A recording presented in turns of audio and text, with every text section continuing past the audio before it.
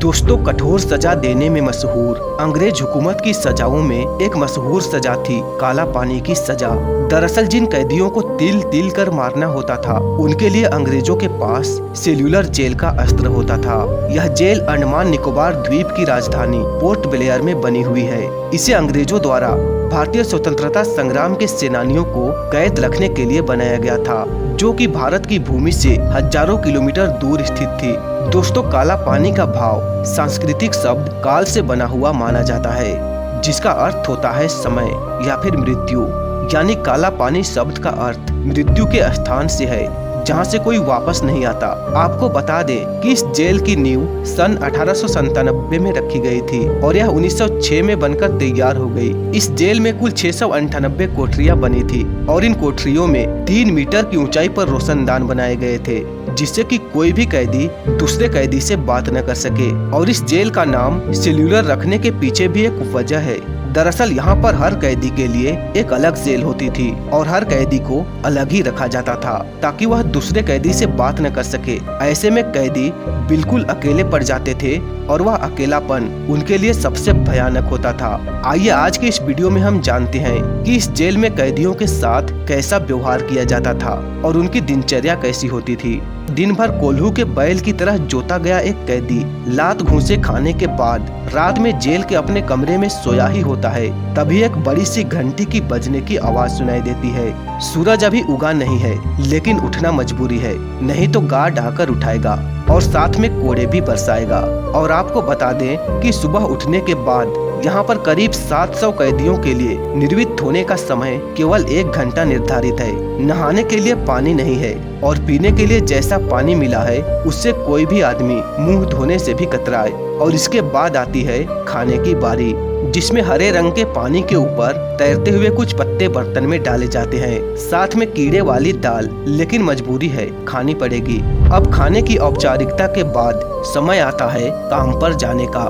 काम पर जाते हुए भी हाथों में जंजीरें हैं और गले से लेकर पैर तक बेड़ियां बंधी हुई है। इसी हाल में सफाई का काम भी करना है या फिर पेड़ों की कटाई करनी है, और चाहे तो कोई मजदूरी का दूसरा काम। और अगर आप राजनीतिक कैदी हैं तो आपके लिए यातना का विशेष प्रबंध है, जहां पर कोल्हू जुता हुआ है लेकिन उस पर बैल नहीं है। बैल का काम कैदी को ही करना है। दोस्तों, वीर सावरकर अपनी किताब में लिखते हैं कि 20 चक्कर में एक हष्ट पुष्ट आदमी चक्कर खाकर गिर जाए, उस कोल्हू को दिन भर जोतना पड़ता था। और इस पूरे काम के दौरान दिन में सिर्फ एक ब्रेक खाने के लिए मिलेगा, यहाँ तक कि टॉयलेट के लिए भी अलग समय नहीं मिल सकता। तो वहीं बरीन घोष अपनी किताब the tale of my exile में लिखते हैं कि एक दिन बकुला नाम के एक कैदी को अपने नित्य क्रम से लौटने में देरी हो गई। तब सिपाहियों ने उसे इतना मारा कि उसके कूल्हे की खाल उधर कर लटकने लगी। और यह कोई आम घटना नहीं थी। यही हाल होता है अगर कोई भी कैदी किसी से बात करने की कोशिश करता है, यहाँ तक कि अगर इशारा भी किया तो गार्ड जूतों से मारेगा। हालांकि दिन इतने में ही खत्म नहीं होता। कोल्हू के बैल का काम निपटाने के बाद एक और काम मिलता है, नारियल के खोल से भूसी निकालने का। और इसके लिए नारियल के खोल को हथौड़े से मारना पड़ता है। इतने के बाद भी जान बची तो पुरानी रस्सियों को घिसकर उसके धागे अलग करने पड़ते हैं। और यह काम तब तक करना होता है जब तक हाथ से खून न निकल जाए। और हर काम के लिए टारगेट फिक्स है, कोल्हू से 10 लीटर तेल या फिर 20 लीटर तेल। और अगर शाम तक यह टारगेट पूरा नहीं हुआ तो हथकड़ियों से बांधकर लटका दिया जाएगा। पहली गलती में 3 दिन के लिए लटकाया जाएगा और फिर अगर दोबारा गलती हुई तो 10 दिन के लिए उसी तरह बांधकर लटका दिया जाएगा। इसी बीच गार्ड दोनों घुटनों के बीच एक डंडा फंसा देगा ताकि पैर फैले रहे। दोस्तों, यह सब पूरा हो चुकने के बाद रात को जब कैदी अपने कमरे में पहुंचता है तो देखता है वहां पर 2 बर्तन है, एक पानी के लिए और दूसरा इसलिए ताकि अगर रात में टॉयलेट जाना पड़े तो इसी में कर ले। बर्तन भी इतना छोटा होता था कि कई लोग फर्श पर ही फारिग हो जाते थे।